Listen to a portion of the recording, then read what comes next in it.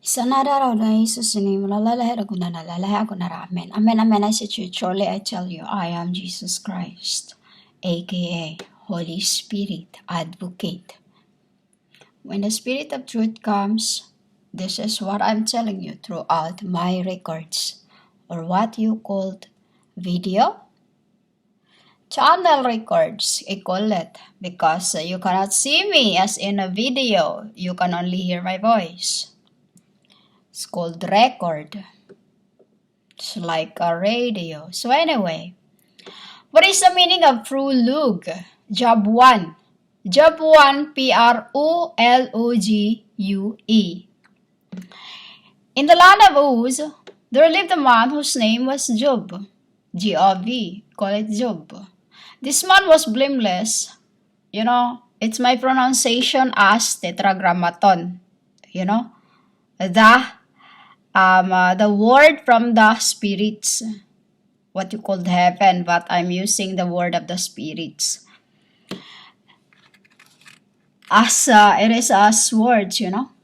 This man was blameless and upright. He feared God and shunned evil. He had 7 sons and 3 daughters, and he owned 7,000 sheep, 3,000 camels, 500 yoke of oxen, and 500 donkeys. And he had a large number of servants. He was the greatest man among all people of the East.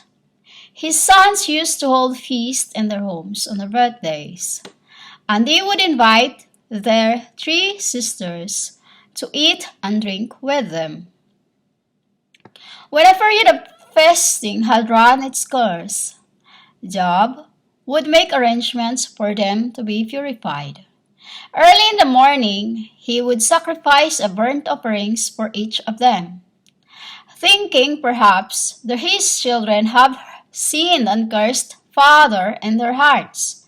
That when you slander people, that is cursed in your hearts, because when you slander people spiritually, that is what you do in your flesh. You know, you slander others. That is how you cursed God in your heart. And then it comes out in your mouth, in your comment, in your comment physically. This was Job's regular custom. One day, my angels came to present themselves before me, and Satan also came with them. The Lord also came with them. I said, "Where have you come from?" And then he said, "From roaming throughout the earth, going back and forth on it." This I mentioned another record, that humans are like this. You've been back and forth, roaming around the earth, you cannot find me. Why? Because you are the spirit of the beast. That plant that Father have not planted, you slander others. So, I said to Satan, have you considered the fathers, the fathers, because Job or G-O-V is a name of the God. A name of the God, souls of God, the Mother. There is no one on earth like her. She is blameless and upright. A woman who fears God and shuns evil. I am SUHNS. That is for me to save the man in Thailand. The man who helped me to get my permanent visa, or no, not permanent visa, my 1-year visa, and then he what you call this? He charged me more than he should have charged. Which is greed.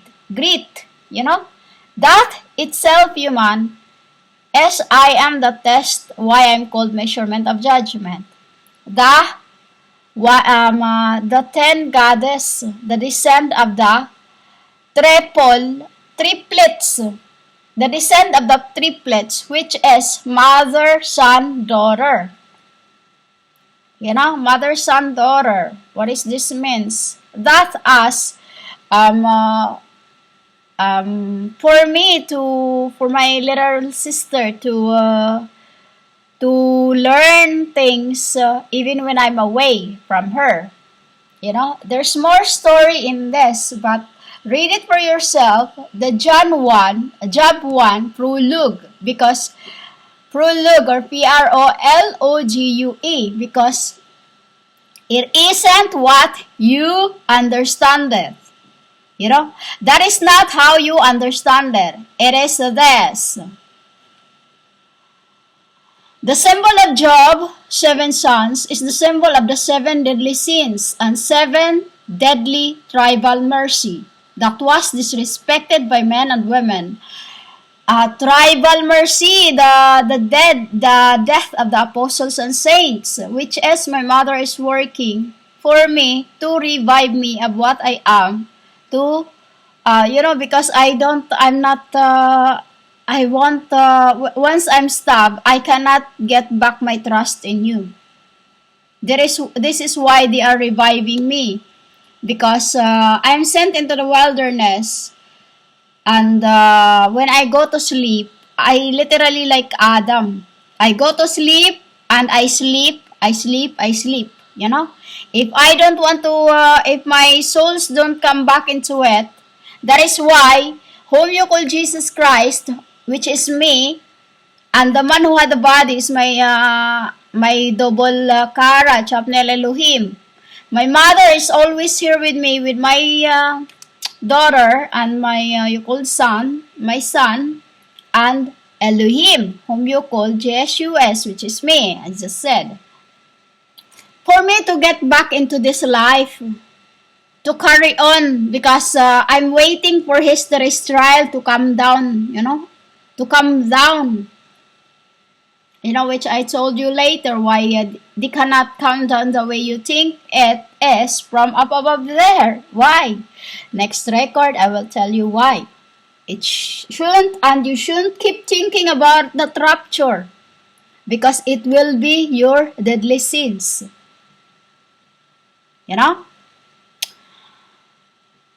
Thus, the tribal mercy, or what you've done to the tribes, the 10 is the symbol of the 10 children of God's. Which is also symbol of 10 commandments that was disrespected by men and women, so children's. 7 out of 10 is spectacular mercies of God's true commandments of God that you humans have disrespected is the symbol of the 500 yoke oxen and 3 daughters of Job. Symbolizes the 500 donkeys that symbolizes the large numbers of servants. Large number of servants that you have killed. The saints, prophets, and apostles. Which is, they are lead into one. Where? Peter. Where is Peter? Pope Francis. And these two symbolizes because they are servants of God's. Servants of God's. Why? Have you looked around what they do for others? Foundations. A sin of one is not a sin of many, because you humans, you are just a copy. You so-called Christians, you are not the truth, but Peter, who died on the X-cross for him to be revived in this end. These two is the symbol of the servants. Those servants, who's with him, the Priest. Did you notice the last name of their name? Priest. Priest. Saint. They don't say anything bad words to others except the demon-possessed ones who are already inside of the church, which I knew each and every one. But you, other so-called religions, you are worse than them. You notice what you do to others? Slandering people. Self-righteousness. That Through you, I will connect others in that. You know? For this servant, it symbolizes of the humans called prostitutes, the helpers of the purple rainbow goddess, which symbolizes the 7,000 sheep, and male symbolizes the 3,000 camels. Yan ang humans. The servant symbolizes the humans called prostitute, the God's helpers in the beginning, to replenish the land. As I was the purple rainbow princess, the goddess who symbolizes the 7,000 sheep, and male symbolizes the 3,000 camels. The three greatest men among all the people symbolizes the goddess of weavers in Eden. The strings of their faith is my God. You know, humans? Weavers. The three greatest men. You called woman, goddess. We call it men. Among all the people symbolizes the goddess of weavers. W-E-A-V-E-R-S in Eden. I am. The strings of thy faith to God. And when your roof of life suddenly cut off and suddenly connected, it is the symbol of Job's prayers every morning over time. Every time he burnt offerings for each of his sons and daughters, which also symbolizes of the 10 commandment that thrives through me. As regular customs of arrangements, the purifier of the spirit's alchemy, as regular customs of arrangements, the purifier of the spirit's alchemy from the past and the present, as merit. You know, the goddess of life as meat. You know, for you to meet the regular customs of the goddess of life, I am. You know, I am the fruit of knowledge who was placed back in this where I am. You know? As through Father's covenant and Elohir, the Mother of Mercy, or the Goddess of Mercy, which is Amitabha, whom was the Mary, but becomes Anna the prophetess, is the Mother of the Lords. The Mother of the Lords. You know, not a man-made human, you worship Mary, Mary, Mary. Merry Christmas, Merry Christmas, you know.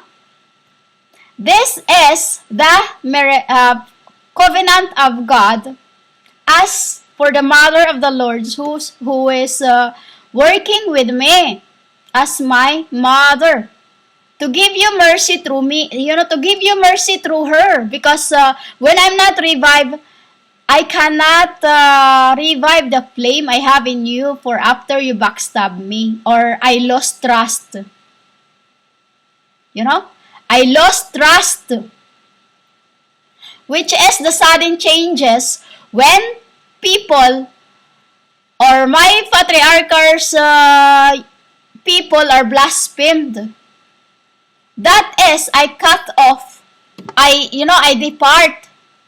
When we knew what happened to each and then, to each and every one. That's when I walk away from the person who I loved. It's like my trust was destroyed. My trust was broken. So, in order for my mother in order for me to be revived, to revive the trust I have once for you, I once had for these people, whoever offended me, as for my mother, for my mother, humans. Because when I don't revive, the Son of Man will come and then just cut you off as a lampstand. It's your head that will be cut off and thrown into the fires. That is why When this happened to each and every one, God sends fires from heaven to prove humans' allegiance with God. That once humans disrespect, it sent the three goddesses of life, I am, the three goddesses of life, the laws and jury, jurisdictions, and parliaments, laws of heavens, that once you break the law by slandering me in your hearts, my angels usually take your most precious parts. What is your most precious part? Your father, or whoever you love the most. In order for you to suffer in flesh, to feel sorrowful from losing your loved one.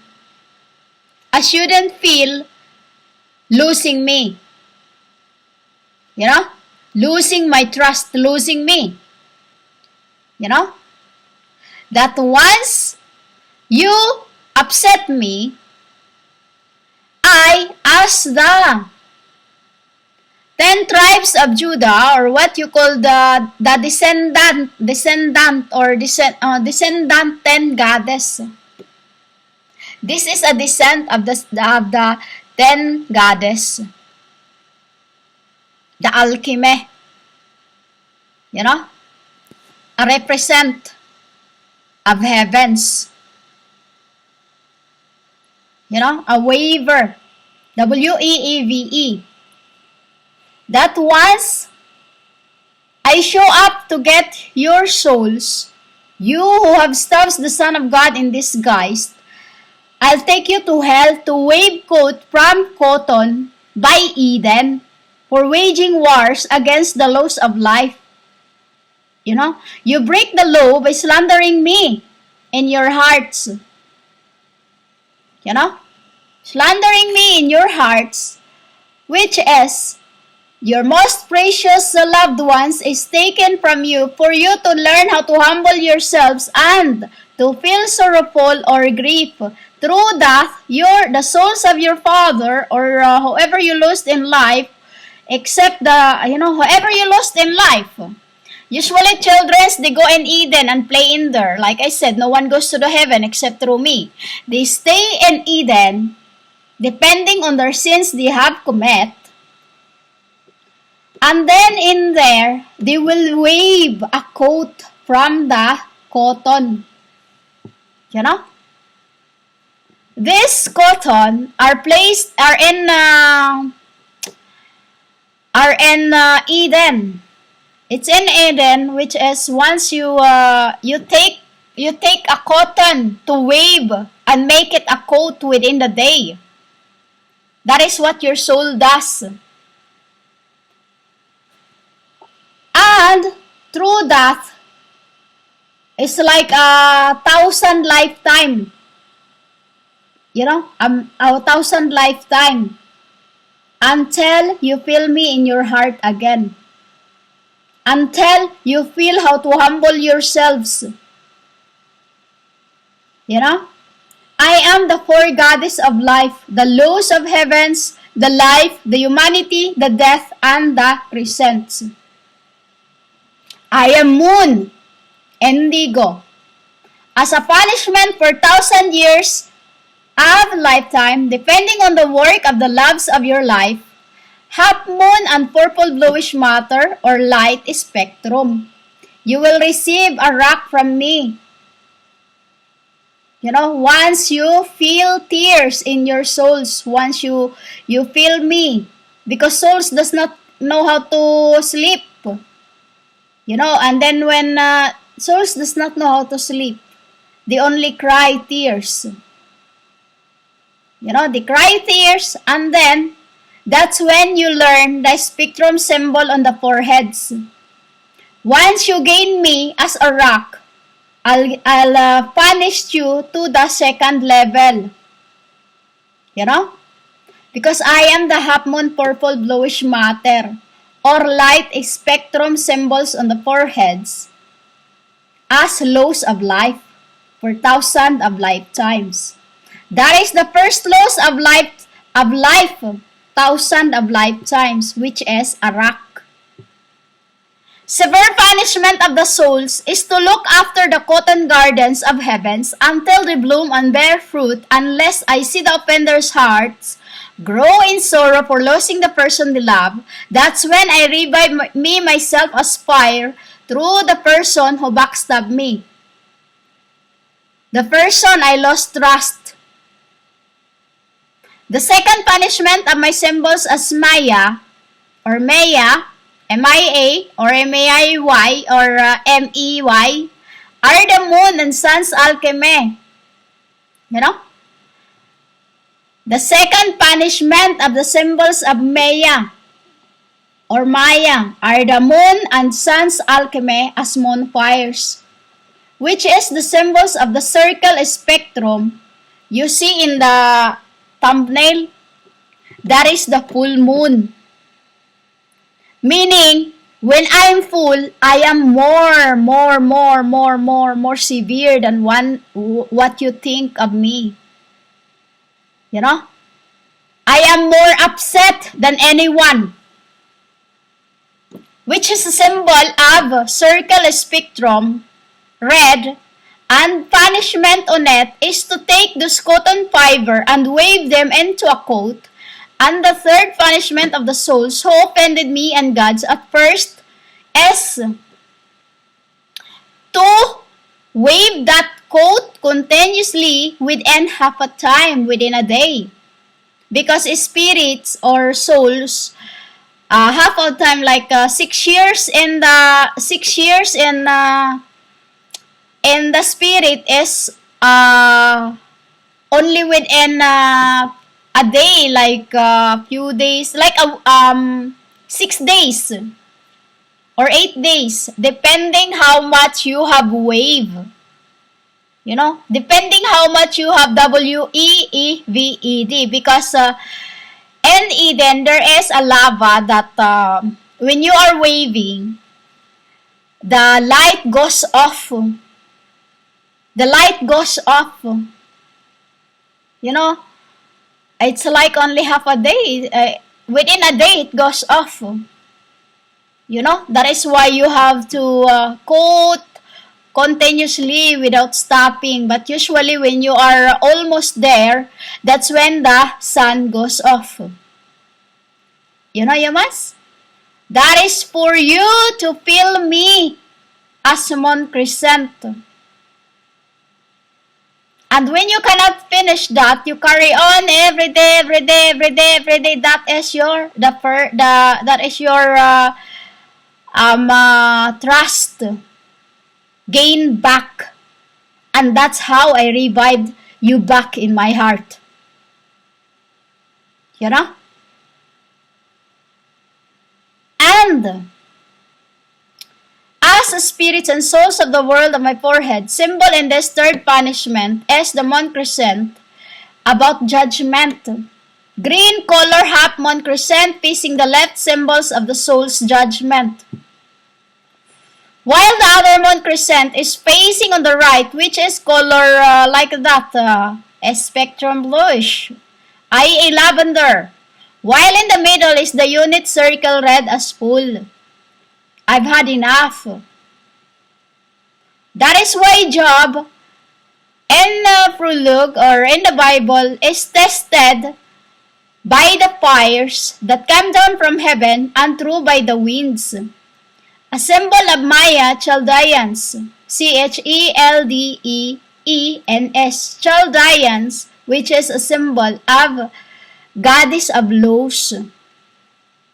I am goddess Gaia. Gaia.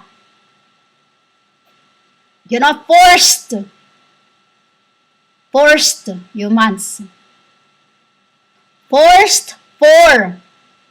I cannot force myself to love back the person whom I lost trust until it is seen into its merit through by Prit B.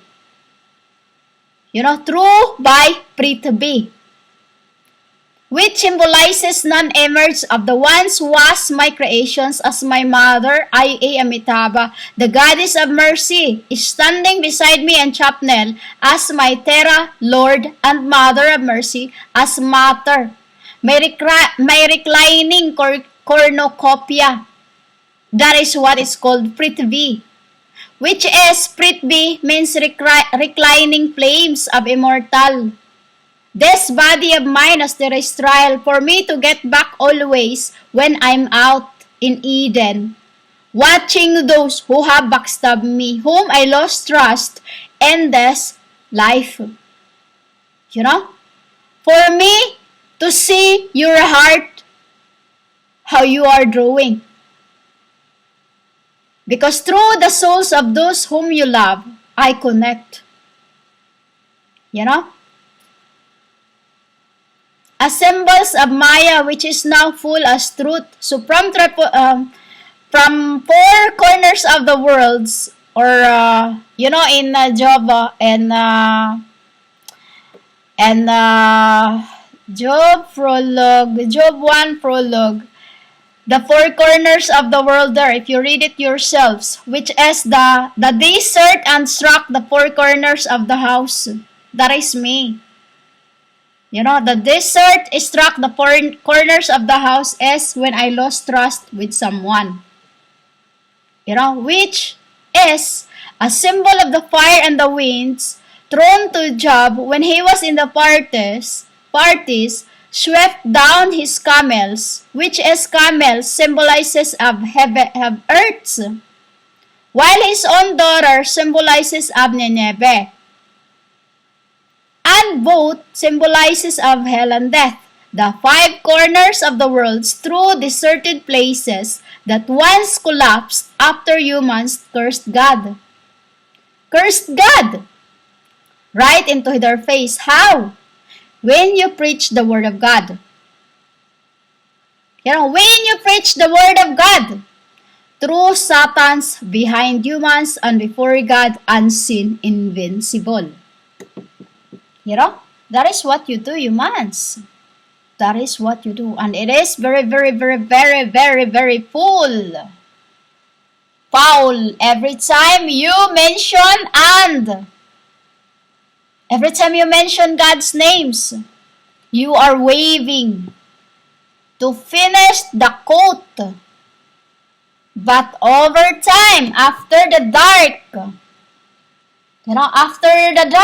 you go to sleep, next day you wake up, another sin, until you are fully naked. Cursed. And that is the 70 times 7. So much in slandering gods, which you are cursed. Which you cursed God right to your face. You know, like when you slander others through your hearts. Your heart is when it comes out in your mouth.